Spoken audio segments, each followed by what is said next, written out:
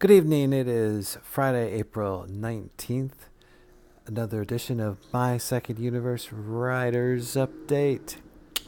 Number 34.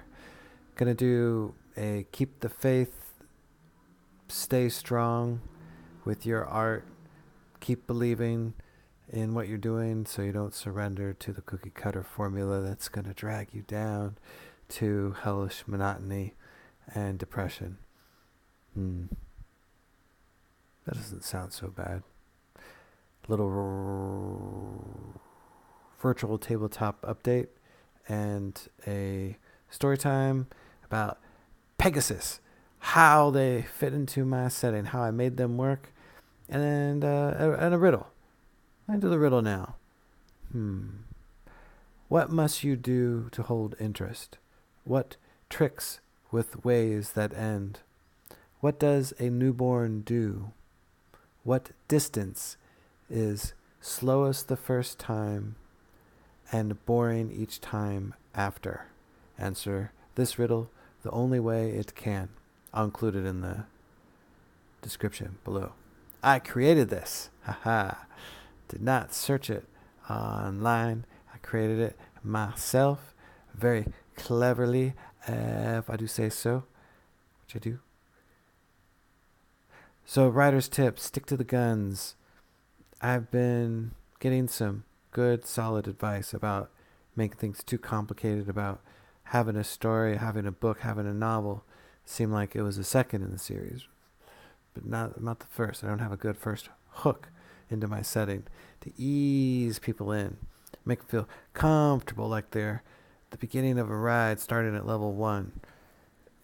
It's valid criticism, and I'm going to stick to my guns. I'm going to keep things complicated. Now, I will try to follow the rules and refine my talent, but I'm not going to be writing no urban romance, run-of-the-mill.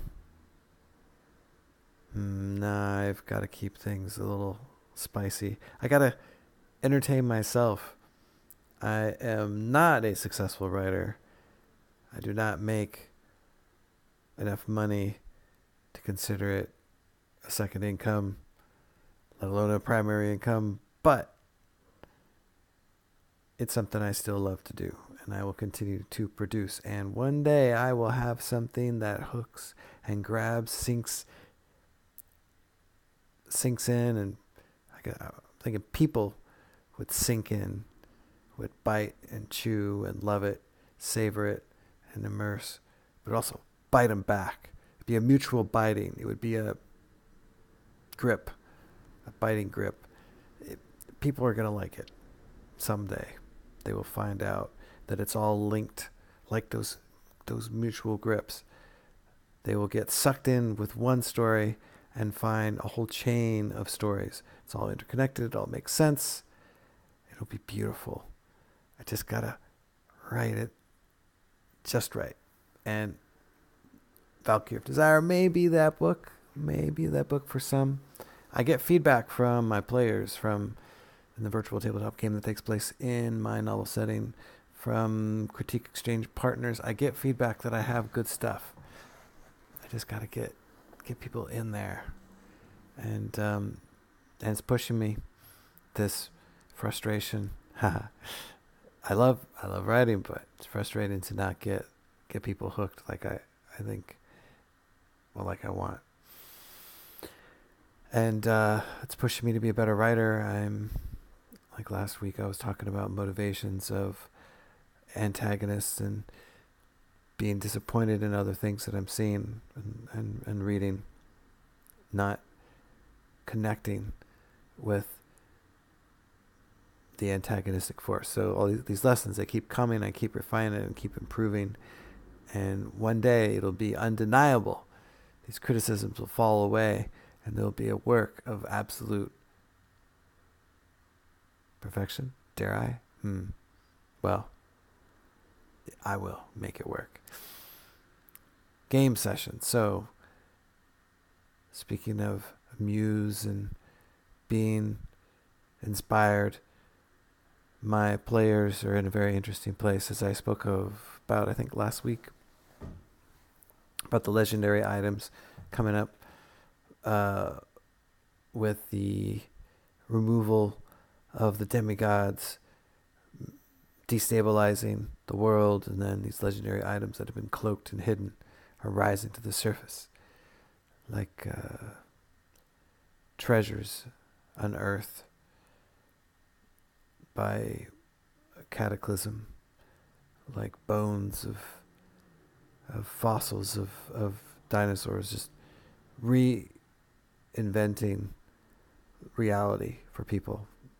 The rules are not what they thought they were. And while the A team, the main party, is at a small city gathering recruits for their settlement, farmers and craftsmen and whatnot, they hear rumors of a god, a walking god of the physical realm, doesn't need to possess nobody, on a flying horse. And they freak out because this god is coming towards them with a horde of followers.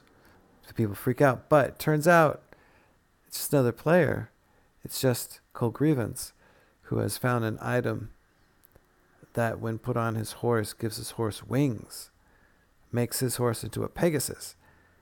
And these are archangel wings. How the heck did that happen? Well, it's a whole other story, and guess I can get into that now.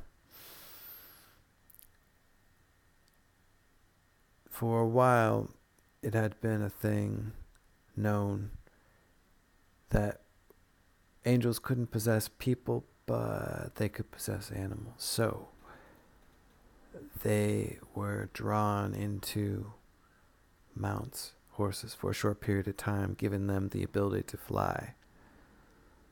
More permanent solutions required the destruction of said angels. So this was a evil sort of process, endeavor. A particular ambitious and particularly vile and evil, let's call him a wizard,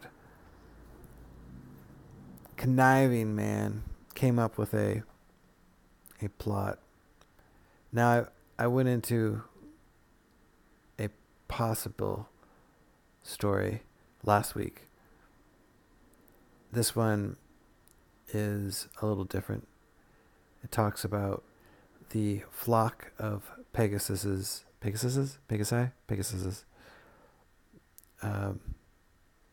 and maybe it's a little closer to the truth.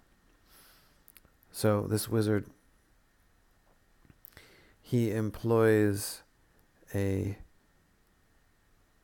demoness to lure the archangel into a fight, and the demoness retreats, and the archangel, as they fight, retreats, and the archangel, with his great confidence, moves forward, and there is a host of angels backing him up. This is a little more details than last time. And this host, along with the archangel, are sucked into a saddle, and that becomes a saddle of glory. That's a crazy story. How do I make that? How do I make that make sense? It's an amazing story. I guess it doesn't need any more explanation than that. It's one of those profound examples that can only exist in myth and legend. It's just too amazing, too amazing for the real world. I'm just going to leave it at that. I'm burnt. This is my second video. The first one, I basically did the whole thing, and right at the end, before I did the riddle, that's why I got it out earlier, there was a computer error. So forgive the story time failing. It's damn late, and I'm damn tired. Good night. See you next week. And I'm going to try to get some more written stuff out. Maybe another short story. We'll see.